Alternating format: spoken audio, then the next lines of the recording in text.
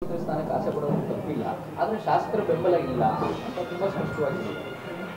ದೆಹಲಿಯಲ್ಲಿ ಸ್ಪಷ್ಟವಾಗಿ ಹೇಳಿದ್ದಾರೆ, ನಾನು 5 ವರ್ಷಗಳ ಕಾಲ ನಾನೇ ಮುಖ್ಯಮಂತ್ರಿ ಆಗಿರ್ತೀನಿ ಅಂತ ಹೇಳಿದ್ದಾರೆ. ಅದರಲ್ಲಿ ಹೊಸದೇನಿದ್ದಾರೆ? ಹೊಸದೇನಿಲ್ಲ. ಮೊನ್ನೆ ಹೇಳಿದ್ದಾರೆ, ನಿಮ್ಮ ಮುಂದೆ ಹೇಳಿದ್ದಾರೆ ನಾನೇ ಅಂತ.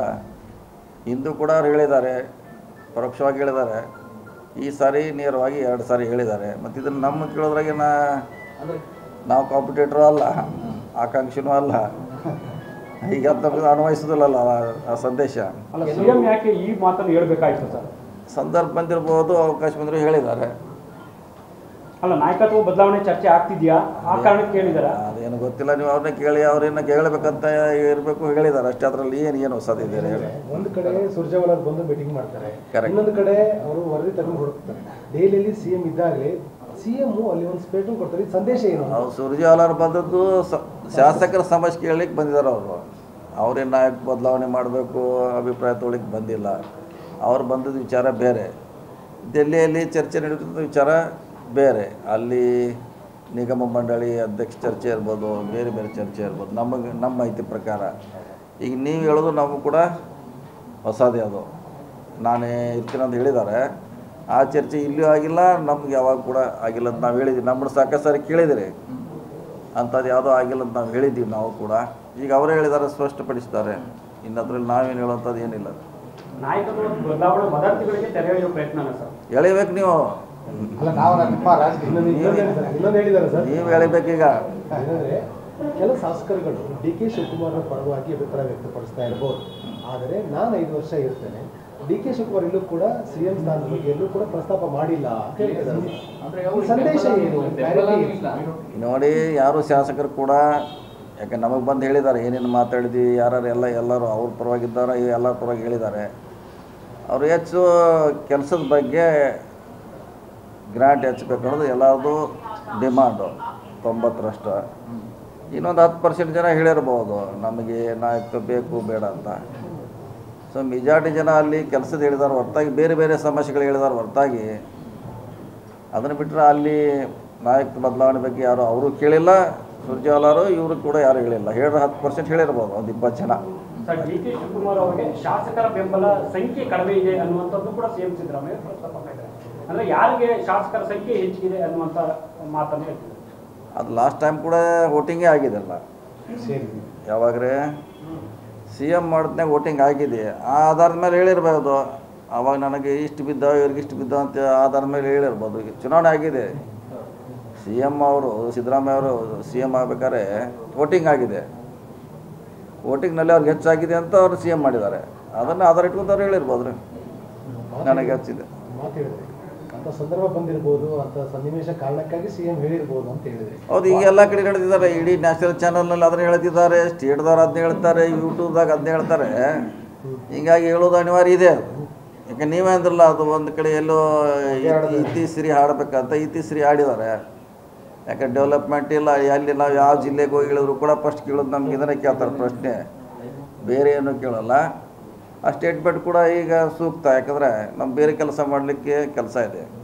ಗುರು ಬ್ರಹ್ಮ ಗುರು ವಿಷ್ಣು ಗುರು ದೇವೋ ಮಹೇಶ್ವರ ಗುರು ಸಾಕ್ಷಾತ್ ಪರಬ್ರಹ್ಮ ತಸ್ಮೈ ಶ್ರೀ ಗುರುವೇ ನಮಃ. ಸಮಸ್ತ ನಾಗರಿಕರಿಗೆ ಶ್ರೀ ಸಾಯಿ ಗೋಲ್ಡ್ ಪ್ಯಾಲೇಸ್ ವತಿಯಿಂದ ಗುರು ಪೂರ್ಣಿಮೆಯ ಹಾರ್ದಿಕ ಶುಭಾಶಯಗಳು. ನಮಗೆಲ್ಲಿ ಹೋದರೂ ಇದನ್ನ ಪ್ರಶ್ನೆ ಕೇಳ್ತಾರೆ, ಅಧ್ಯಕ್ಷರು CM ಅಂತ. ಸೊ ಈಗ ಅವ್ರು ಸ್ಪಷ್ಟವಾಗಿ ಹೇಳಿದ್ರಿಂದ ಇವತ್ತಿಂದ ಇದು ಕ್ಲೋಸ್ ಆಗಬೇಕಂತ ನಮ್ಮದು ವಿನಂತಿ. ಮಾಧ್ಯಮಗಳಲ್ಲಿ ಅಷ್ಟೇ ಚರ್ಚೆ ಆಗ್ತಿದೆ ಅಂತ ನೀವು ಹೇಳ್ತಿದ್ರೆ ಸರ್, ಅಥವಾ ಪಾರ್ಟಿಯಲ್ಲಿ ಏನು ಯಾರು ಮಾತಾಡ್ತಾನೆ ಇಲ್ಲ ಅಂತ? 10% ಹೇಳಿದ್ರಲ್ಲ, 10% ಅಂತ ಹೇಳಿಲ್ಲ ಅವಾಗ. 10% ಅದು ಲಾಸ್ಟ್ವರೆಗೆ ಅವರು ಚರ್ಚೆಯಲ್ಲಿ ಇರ್ತಾರೆ. 10%, 90% ಜನ ಇಲ್ಲ. ಅವ್ರಿಗೂ ಕ್ಲಿಯರ್ ಮೆಸೇಜ್ ಇದು, 10%ದವ್ರಿಗೂ. ಸರ್, ಸುರ್ಜೇವಾಲಾ 40 ಶಾಸಕರನ್ನ ಸಮಸ್ಯೆಗಳನ್ನ ಆಲಿಸಿದ್ರು. ಇವಾಗ ಮುಂದಿನ ಒಂದು ಸಚಿವರು ಕೂಡ ಕರೆ ಸೇವೆ ಮಾಡಿದಂಥ ಒಂದು ಪ್ರಸ್ತಾಪವನ್ನು ವ್ಯಕ್ತಪಡಿಸಿದ್ದಾರೆ. ಒಳ್ಳೇದು ಮಾಡಿದ್ರೆ ಒಳ್ಳೇದು ಮಾಡಬೇಕು. ನಮ್ಗೆ ಯಾಕಂದರೆ ಶಾಸಕರು ಭಾಳಷ್ಟು ಜನ ಮಂತ್ರಿಗಳ ಮೇಲೆ ಹೇಳಿದ್ದಾರೆ, ಸಿಗೋದಲ್ಲ, ನಮಗೆ ರೆಸ್ಪಾಂಡ್ ಮಾಡೋದಲ್ಲ ಹೇಳಿದ್ದಾರೆ. ನಮ್ಮ ಸಮಸ್ಯೆಗಳು ನಮ್ಮ ಮುಂದೆ ಹೇಳೋಲ್ಲ ಶಾಸಕರು. ಅವ್ರ ಮುಂದೆ ಹೇಳಿದ್ರೆ ನಮಗೆ, ಅವ್ರು ಹೇಳಿದ್ರೆ ನಾವು ಅದನ್ನು ತಿದ್ದುಕೊಳ್ಳೋಂಥ ಪ್ರಯತ್ನ ಮಾಡಬೇಕು ಸಚಿವರು. ಬಟ್ ಒಂದು ಶಾಸಕಾಂಗ ಸಭೆ ಕರೆದಿದ್ರೆ ಇದು ಅನುದಾನ ಸಮಸ್ಯೆ ಅಥವಾ ಶಾಸಕರ ಬೇಸರ ಬೇಗ ಬಗೆಹರಿತಿತ್ತು. ಇಲ್ಲ, ಅಲ್ಲಿ ಓಪನ್ ಆಗಿ ಹೇಳಲಿಕ್ಕಾಗಲ್ಲ.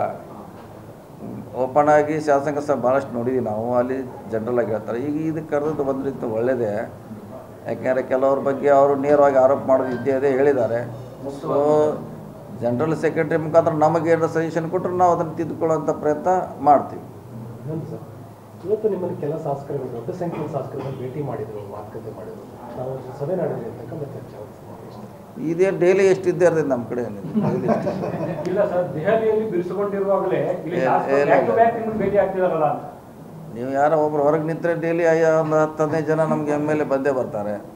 ಇದೇನು ಹೊಸದೆಲ್ಲ ಇಟ್ಟು ಬಂದೇ ಬರ್ತಾರೆ. ಕೆಲವರು ಡಿಪಾರ್ಟ್ಮೆಂಟ್ ವರ್ಕಿಗೆ ಬರ್ತಾರೆ, ಕೆಲವರು ಸೋಷಿಯಲ್ ಕಾರ್ಯಕ್ರಮ ಬರ್ತಾರೆ, ಇನ್ನು ಬೇರೆ ಬೇರೆ ಕಾರ್ಯಕ್ರಮ ನಮ್ಮ 15 ಜನ ಡೈಲಿ ಭೇಟಿಯಾಗಿ ಆಗ್ತಾರೆ. ಡೆಲ್ಲಿಗೂ ಅದಕ್ಕೂ ಏನೋ ಸಂಬಂಧ ಇಲ್ಲ. ಸರ್, ಡಿ ಸಿ ಅವರು ಮಾತಾಡಿದ್ರೆ ಸಿದ್ದರಾಮಯ್ಯವರು OBC ನಾಯಕರು, ಅವ್ರ ನಾಯಕರನ್ನ ಬಳಸ್ಕೊಳ್ತಾರೆ ನಮ್ಮ ಹೈಕಮಾಂಡು ಅನ್ನುವಂಥ ಮಾತಾಡ್ತಾರೆ.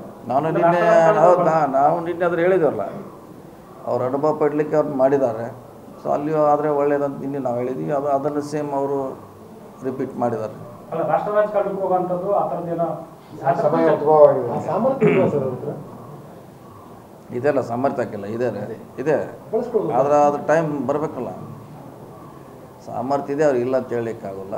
ಆದರೆ ಅದು ಅವಕಾಶ, ಸನ್ನಿವೇಶ, ಸಂದರ್ಭ ಬಂದಾಗ ಹೋಗ್ಬೋದು. ಈಗ ಸನ್ನಿವೇಶ ಪ್ರಸಕ್ತ ಸೂಕ್ತವಾಗಿಲ್ಲ ಅಂತ ಮತ್ತು ಅವ್ರು ಹೇಳಿದ್ರಲ್ಲ ಡೆಲ್ಲಿಯಾಗ,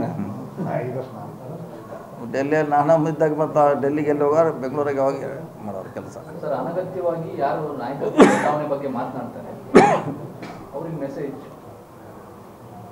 ಮ್ಯಾಚ್ ಕ್ಲೋಸ್ ಅಂತ ಬಹಿರಂಗ ಅಂತ ಅಂಪೈರ್ ಡಿಸಿಷನ್ ಕೊಟ್ಬಿಟ್ರಲ್ಲ. ಸರಿ, ಸುಜಾಲ 40 ಶಾಸಕರನ್ನ 135 ಮೆಜಾರಿಟಿ ಇರ್ತಕ್ಕಂಥ 40 ಮಂದಿನೇ ಯಾಕೆ ಕರಿಬೇಕಾಗಿತ್ತು ಅಂತ ಒಂದು ಪ್ರಶ್ನೆ ಆಗಿದೆ ಸರ್.